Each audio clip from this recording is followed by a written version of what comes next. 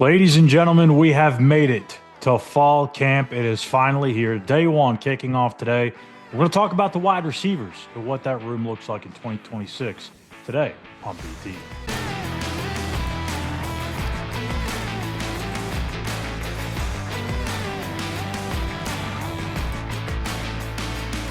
How are we doing, everyone? Schuyler Callihan here with another episode of Between the Ears. Make sure to smash that like button here on our video and also subscribe to our channel if you haven't already. Here at West Virginia on SI, we've got episodes every Sunday, Tuesday, and Wednesday for you, and the Walk Thru GameDay Show. Again, we're going to keep pumping this thing out there because we're excited about it. It's the first time we've ever done this, kind of an unofficial kickoff episode in week 0. It'll be that Thursday, so 3 Thursdays from now.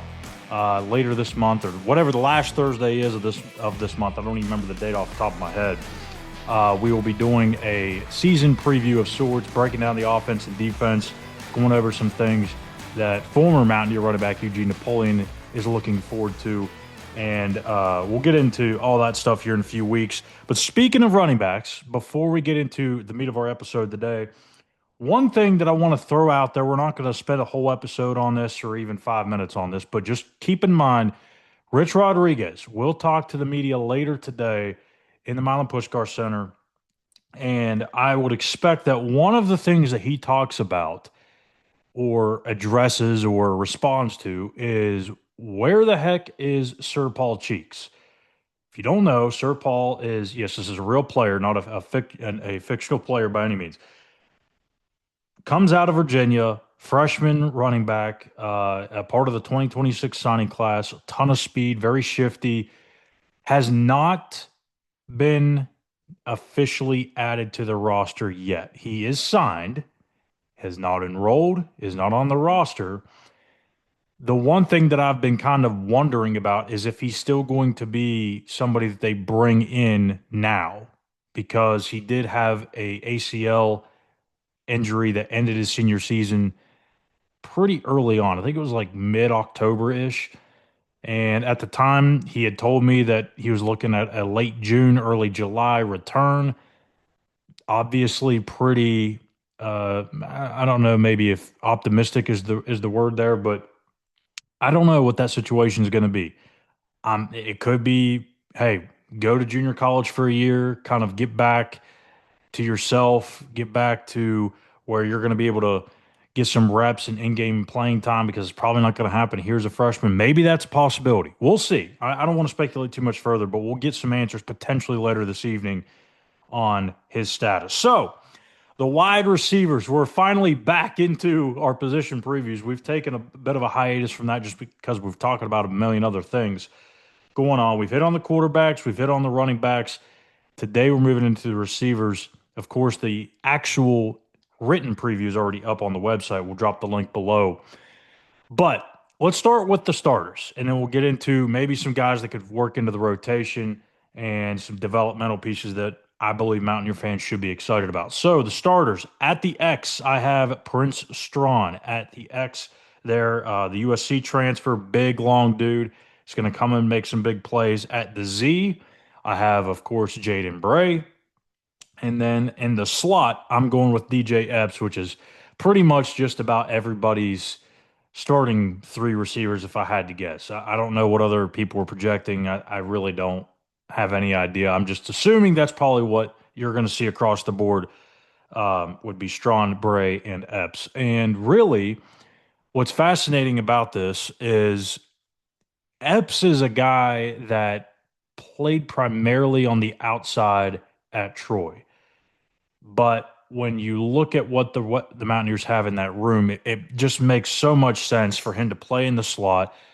Bray and Strawn are 2 bigger-bodied guys that can be more possession receivers and vertical threats. But I wouldn't be surprised to see DJ play some outside too. They're not going to just lock these guys into the XZ slot, or same thing with the tight ends. I think there could be some tight ends like a Josh Sapp, who we talked about yesterday, who could maybe flex out to receiver at times. So we'll see. But Epps is the one that I think is really the X factor of this group, because there's going to be so much attention on Jaden Bray and Prince Strawn and what they can do on the perimeter. And Epps is just a playmaker. Like he gets the ball in his hands and does some crazy things with it. And we saw some of that back in the spring. Some of you saw that in the spring festival, of course, but that was happening all throughout spring. It wasn't just an isolated moment where it was like, oh, DJ Epps flashed there for a second. No, that was a legit thing. That was one of very many plays that he made throughout those 15 practices. Getting him the ball just in space is going to create several explosives. That's what really intrigues me about this passing game is the quick game, the RPO game with DJ Epps. Just think about this for a minute. Let's just go into a real game-like situation. All right, it's let's say third and three. All right, you got Cam Cook lined to Hawkins left. You got Epps in the slot. Everybody is thinking there's a good chance that they still run the football here because they got Cam Cook, a very mean and aggressive offensive line, and Michael Hawkins can also pull it too and keep it himself. You've got those options, but then you can also pull it and flick it out to DJ Epps for a quick first down. That is the added element, plus with Michael Hawkins' speed, is what is going to take this offense to that next level. Last year, that really wasn't existing, right? That there wasn't a slot that really terrified defenses. There wasn't a quarterback option that really terrified defenses with his speed and playmaking ability. Yes, Scotty Fox can run. I'm not here to bag on him. I think everybody gets that misconstrued. Scotty Fox can run the football, but it's in a much different manner than what Mike Hawkins does. As Jed pointed out on In the Gun earlier this week, they get it done in different ways. And Mike Hawkins is a make you miss type of guy. When you're talking about the read option or the RPO game, that matters, right? Scotty Fox is more of a, he can run it in between the tackles with a Q draw, or if there's nothing there, he can take off and get a few yards up the middle and maybe plow through some guys with his physicality. But Mike Hawkins can make some dudes look silly just by pulling the ball and making one move. Now you have to worry about having a guy like DJ Epps in the slot. I mean, that's a whole lot of scary situations there for the defense that they have to worry about. Are they going to give it to Cook? Is Mike Hawkins going to keep it? Is he going to flip it out to DJ Epps? There's a lot of different ways that could go. I'm telling you guys, DJ Epps is a difference maker. He is the X factor of this passing game. As for the two guys on the outside, Prince Strachan, I know there's some concerns there because he didn't play last year much at USC. He dealt with the injury, and by the time he kind of got somewhat into the fold, it was a little too late. And that was just a very talented receiving core that the Trojans had. I mean, they had Mekhi Lemon and a bunch of other guys that were making plays left and right. And the way that I look at it is the injury probably impacted how everyone is viewing his situation. Had he played, he's probably not at West Virginia. He's probably still at USC and probably becoming one of their top guys with Mekhi Lemon now gone. I don't see much of a difference in his situation other than just the concern of the injury, which he's 100% now. He also had the upper body injury. I think it was a shoulder that happened in the spring game, spring festival, whatever. We landed on it, had to be removed, but they expect him to be 100% by the season. So that's the only concern. As far as production wise, look, USC thought enough of him a year ago to take him from Boise State when he didn't have these crazy big time numbers at Boise. But they saw the potential. They saw the size. They saw the speed. They saw the verticality and thought, damn, that's a good football player. So if USC thinks that, if Lincoln Riley thinks that, one of the best offensive gurus in college football, I think he's going to be okay here at West Virginia. He just needs to be on the field. And yes, I know that's where we're getting to here with Jaden Bray. And as I mentioned before with Jaden, it's not that he's an injury prone guy. I think that is a lazy narrative about him and one that probably just needs to stop. Like, to me, injury prone is you've dealt with 18 different injuries over a short amount of time, and there's some soft tissue stuff, and it keeps happening, and you just can't stay on the field. Jaden Brays was really one situation that just kind of popped up again, right? The foot injury happened 2 years ago, limited him, then it eventually sidelined him indefinitely. And then last year, they thought that it was completely taken care of, and it turns out that it wasn't. So that was that. That's not injury prone. Okay. That was just one kind of a freak deal that happened with the same foot. So I get the point. I get the concern of trying to say that you can't really count on him or we don't know what he's going to be like because he hasn't been on the field. I can understand that. But when he is on the field, he is a dude. Go back to 2 years ago when he first came here from Oklahoma State. He was mossing people left and right, making contested catches, doing things that we hadn't quite frankly seen from a receiver in quite a few years. And we're hearing some of the same stuff with this coaching staff. So, two different staffs have very similar opinions on Jaden Bray. He is an alpha in that room. He is going to make plays. West Virginia's passing game a year ago, this is just my opinion. I'm not saying that they would have been in the middle of the Big 12 or anything, but they would have been a much different operation if Jaden Bray was healthy.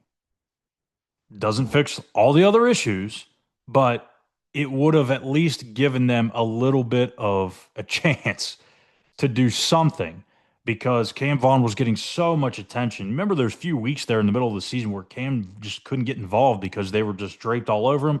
They shaded safeties to his side of the field. They were all concerned about Cam Vaughn. They didn't have that other threat. Jeff Weimer came on strong at the end of the year, but with all due respect to Jeff Weimer, he's not Jaden Bray. He doesn't have the speed. He doesn't have the traits that Jaden brings. So now that you have two big physical, pretty fast guys out there with Strawn and Bray, this passing game is going to take another step up.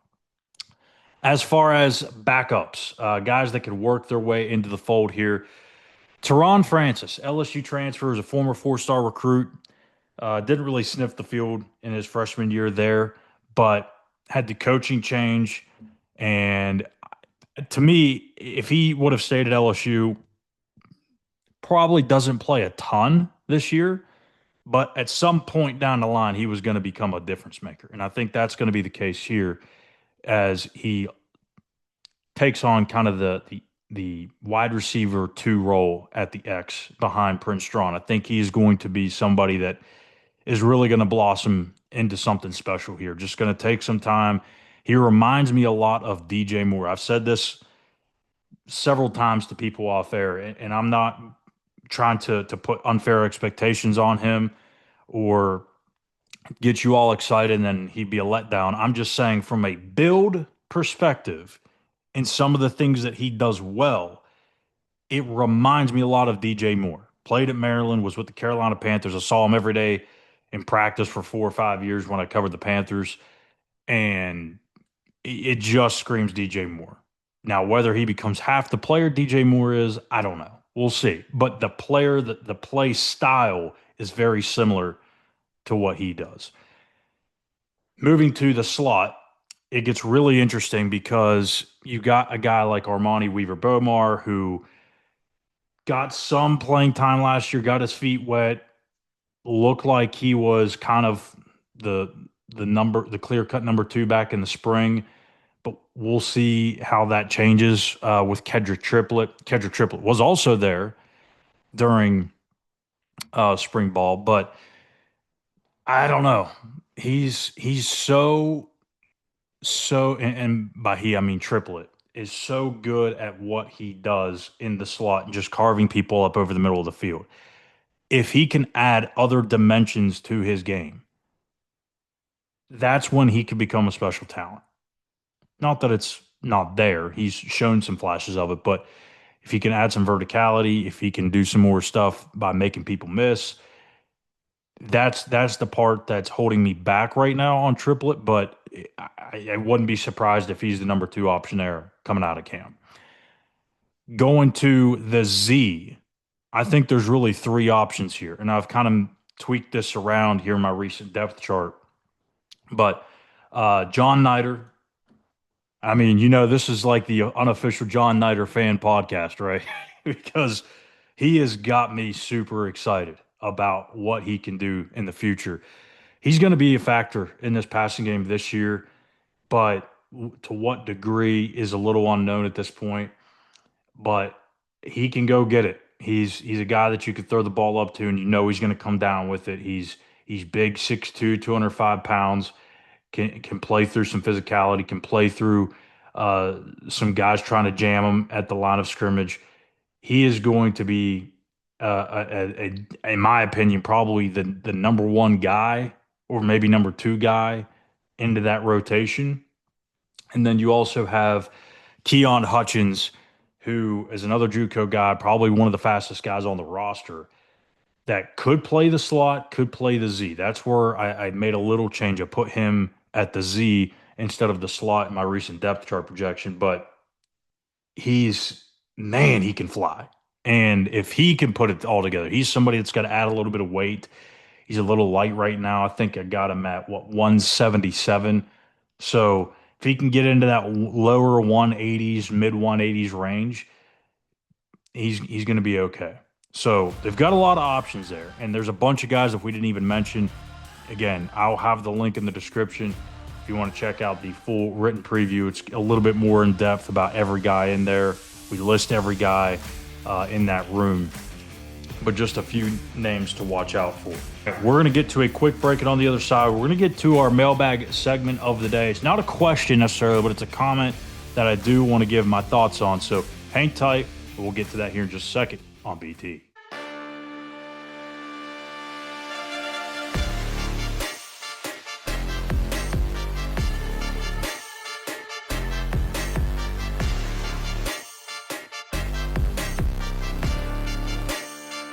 The fan base, the great state of West Virginia, the city of Morgantown, our fine university, and that football program deserved that type of win. It meant more than just a football game.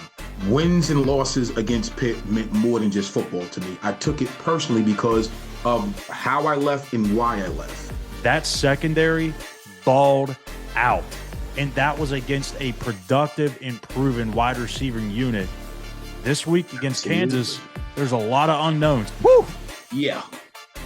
Come on, man. Man. Yeah. That dude's soul left his body on the sideline. So what? Shame on you, Scott. Hex on, my brother. The Mountaineers will get it done, and I'm going with "In Rich Rod We Trust."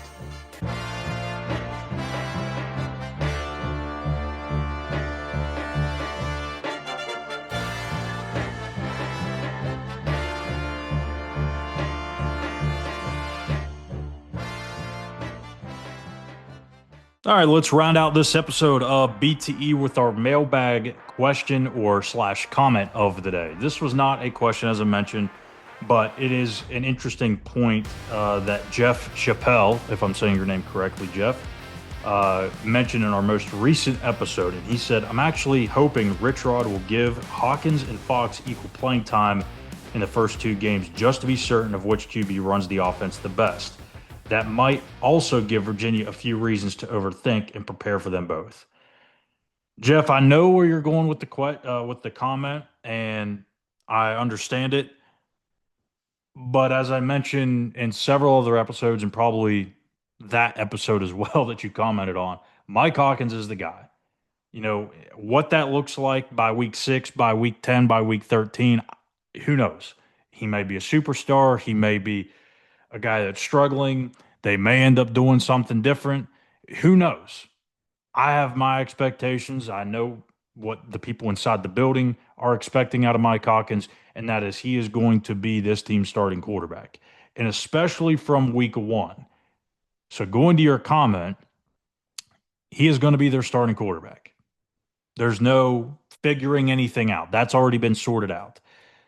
But in terms of equal playing time, yeah, I mean, I think you're onto something there, but not in the way that you're probably thinking.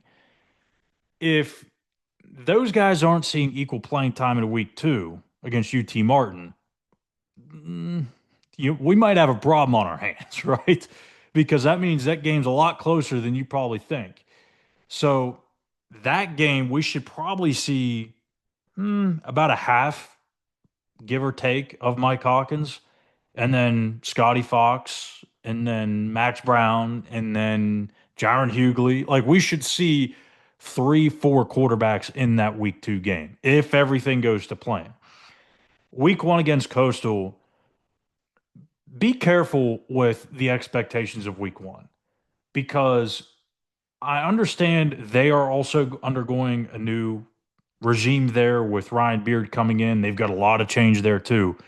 But that's kind of the case here as well. 80 new players. It's week 1. You don't know how it's going to look. You feel good about it. You feel good about all the upgrades made across the roster on both sides of the ball, but it's still going to take time for it to gel. So I'm not sure that we're going to see a 63-7 type of game. It might be like a 34-13 type of deal, and that's okay. You win comfortably. You figure out some things that you can build on. You go into week 2 knowing you're going to have a chance to take care of business. And then that's when you need to be starting to firing on all cylinders in week 3 against Virginia, like you mentioned. So, look, it's not a secret. Virginia's going to know who the starting quarterback is. They probably already know. Again, it's the worst kept secret in Morgantown of who the quarterback is. So you're not going to trick Virginia. And I don't think you need to trick Virginia. The only thing you need to do is just not tip your hand too much. You don't want to show everything in those first 2 weeks. So ideally, the game against Coastal, I don't want to say it gets out of hand, but you win it comfortably. You don't have to do a whole lot of different things to win that game. Meanwhile, for Virginia, they're going to have to spill some of those things out there because they've got NC State in their first game of the year, week 0. So they're going to show some things that they probably don't want to, but they're going to have to because they have to beat NC State. It's a league game. So, look, again, if Mike Hawkins is not seeing equal playing time with Scotty Fox in week 2, that's probably an issue of the game not being out of control. So you're going to want to see that happen. Mike Hawkins is a starting quarterback. There's nothing to figure out. And we'll see what it all looks like, as I mentioned, as the season moves along. Is it really good? Is it really bad? Is it somewhere in between? That's to be determined, but he is the guy. And I believe he's going to do some really good things here. So, all right, that's going to do it for this episode of Between the Ears. Again, Rich Rodriguez will be talking to the media later this afternoon. We're going to have some articles going up all day. We've already got some stuff up on fall camp, some stuff that you need to know, whether it's the day 1 roster of fall camp. Fan day was announced. Also, I've got some really random questions that popped into my head that nobody else is probably thinking about. So I did an article on that, and we'll do some stuff after Rich Rod's presser as well. So be sure to follow us on the website.